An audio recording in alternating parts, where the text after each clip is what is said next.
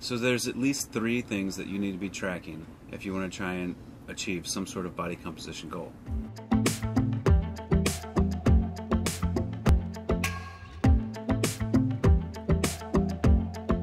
So to be successful at any sort of body composition challenge, you're going to have to track a couple of things. One of the things to track is your actual body composition. So this is going to tell you what your basal metabolic rate is, how much fat you have, how much muscle you have, and this one's very detailed as far as even how much muscle you have in each particular arm, leg, core, that sort of thing. I went to the Nutri-Shop yesterday and I got my body composition done, and it doesn't show great results. It shows that my muscle hasn't gone up in 4 months, and my body fat has gone up, and I'm the fattest I've ever been, basically, at around 18%, 17.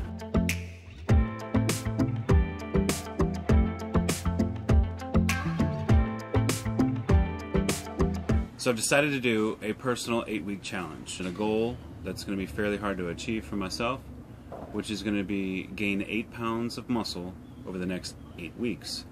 So by January 1st, I should be 100 pounds of lean muscle. I say this is going to be a hard goal because I'll have to gain 1 pound of muscle each week without losing any. I'm not going to focus on my body fat because I know that when I add 8 more pounds of muscle, I'm going to lose body fat. Or at least my metabolism is going to go up, so I shouldn't have to worry about my body fat. So 2 things are going to be necessary for me to achieve this goal. One thing is I'm going to need to keep track of my progress. This is an approximation of the progress that I was doing this past month. So October, as you can see, only worked out about 7 times. I did some karate in there, but I'm such a beginner. This is actually my first karate class here. I'm such a beginner that we're moving very slow in the movements, and I only broke a sweat one of these classes. So I can't really count that as a workout. It is great. It's helping me move my body in ways that I don't necessarily move. It's helping me stretch and open up more, open up my hips. So it's great for my mobility, and I'm going to continue doing it. But as far as my goal that I've set for myself as 8 pounds of muscle over the next 8 weeks, it's not going to really help toward that. I printed out a calendar for November, so I'm going to try and fill this up with many more green boxes.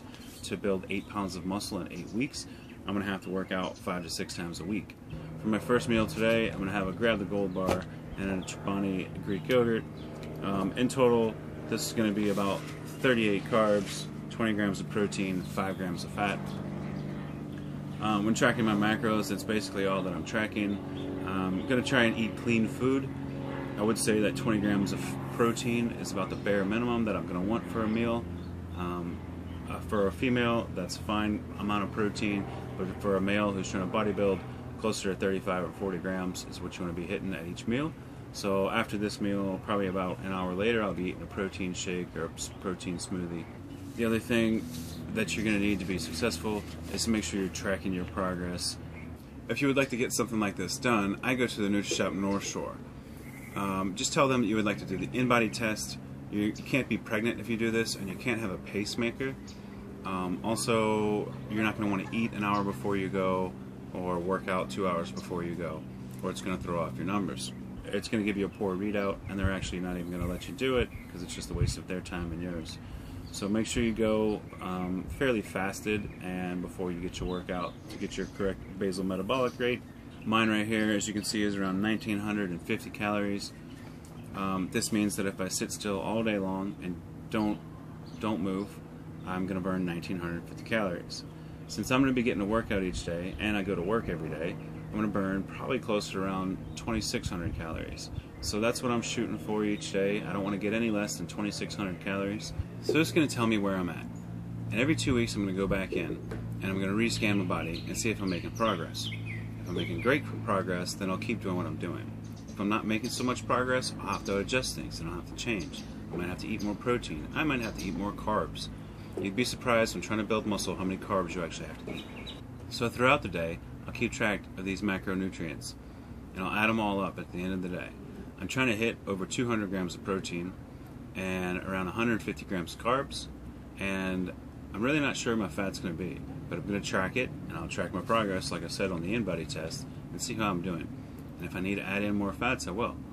If I need to take out more carbs or add in more carbs to adjust accordingly, I will. These are the things that you're going to have to think about if you're actually trying to achieve some sort of health or fitness goal, or body composition goal.